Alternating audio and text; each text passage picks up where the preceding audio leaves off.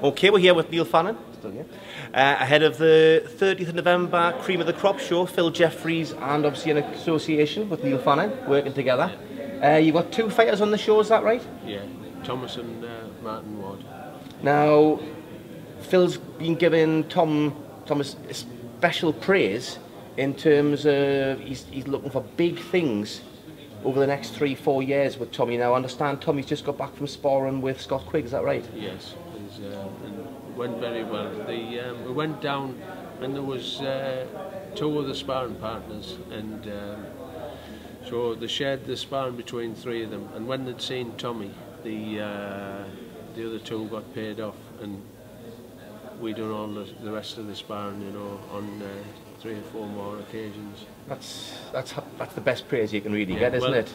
Scott Quigg had said to Tommy when we'd finished, the last spar was on Sunday, and he'd said that you do know the world's your oyster. He said, you know, you're as good as anybody. He said, I've ever sparred, I thought. He said, so live right outside the gym. He said, I can see you must work hard inside because you're very fit. He said, live right outside. He said, you can go as far as you ever want to. So it was nice for Tommy to hear that off a world champion, and he was that impressed. You know, he's such a nice lad, Scott Quigg. He offered to drive up to our gym anytime we wanted and to do a few rounds with Tommy, whether he had a fight or not. He says, I'll come up, he said, because it's good for me.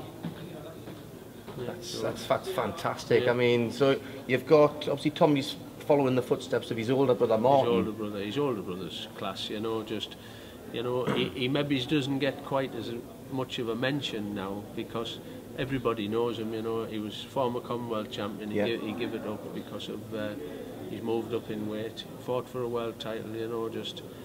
I mean, that was tragic, obviously. I mean, in terms of the fight with Hall, it was such unfortunate. It comes with boxing, but what was it? Didn't get past in the second round, did it? No, second round. It was a... He's never fought since March because of the injury. It was a career-threatening injury, you know. It was right in there. Into the muscle, you know, just... And the surgeon told me that really, to have total healing on a wound like that would take 2 years. Obviously, as a boxer, you can't do that, and he won't be the first and he won't be the last to... it's not rush back, but you know, like it's 9 months since he's been in the ring, or it'll be getting on 9 months, so you know, it's well healed, you know, just it's as much as we can allow, you know, So in terms of, well, let's start with Martin. What are your plans for Martin? Because obviously he won the Commonwealth, he fought for the world title, but you know, you can't say that it was a failed attempt because it was a no contest because of the head clash.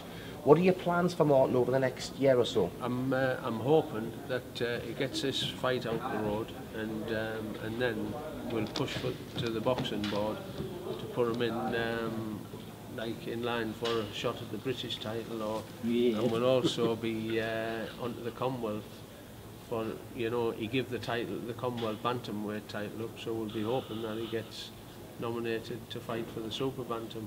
Brilliant. And obviously you're fighting at super bantam. There's some well-known names in Britain with that, so there's obviously potential opponents further down the line as well. You know, I have no worries about Martin, you know, like we still have ambitions of fighting for another world title, you know, just not, you know, that wasn't the pinnacle of his career, and then just see what he can get from there, you know, like we're hoping that he can still go on and fight for a world title again.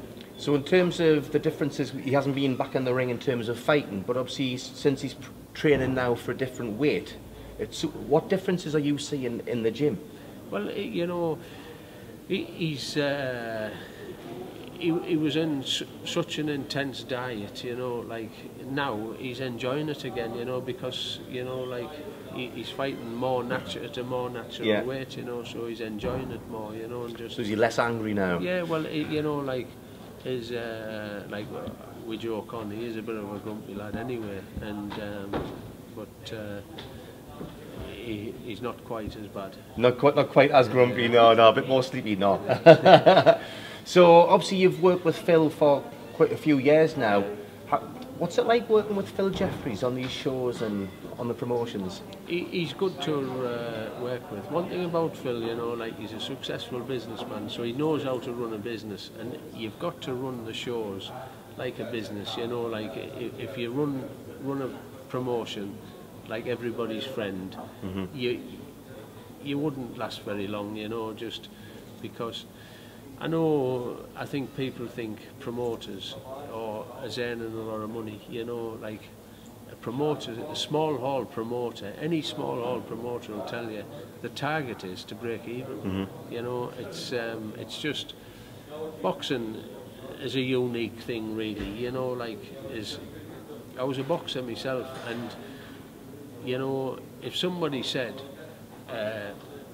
to you when you were a young lad, oh, I've got a good sport for you, you know, like you know, you'll get hit a lot, you know, you think, I'm not into that, you know what I mean? And it's the same as a promoter. If they said, you know, like your break-even point will be £25,000, you know, so why don't you put a show on? And if you're lucky you'll break even, you think, you'd have to be mad, and you think, it's just boxing.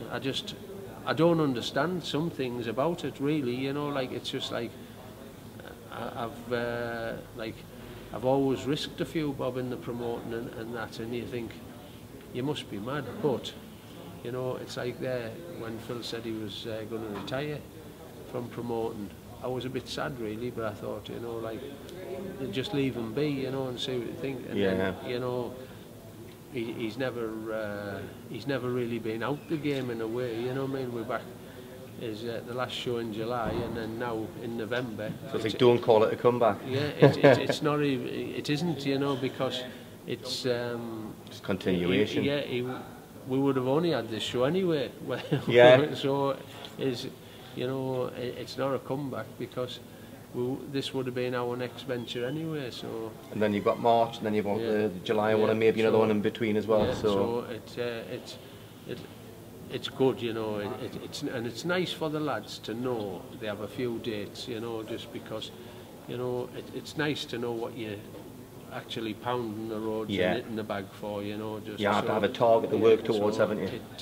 It's brilliant all round, you know. But like, Phil's good at his job, you know. If you're not, he's been about a few years now promoting. If you're not good, you don't last very long. You know, there's a few you see come and go. I've seen, you know, over the years I've seen lots come and go, but you know, you've got to be good at it to keep going. And it's not really a case of earning money, it's just being able to carry on promoting all the time. Well, you got 2 fighters on the show on the 30th. Best of luck with that then. Thank you. And I'll see you ahead of the show as well, but all the very, very best. Thanks. Cheers, man.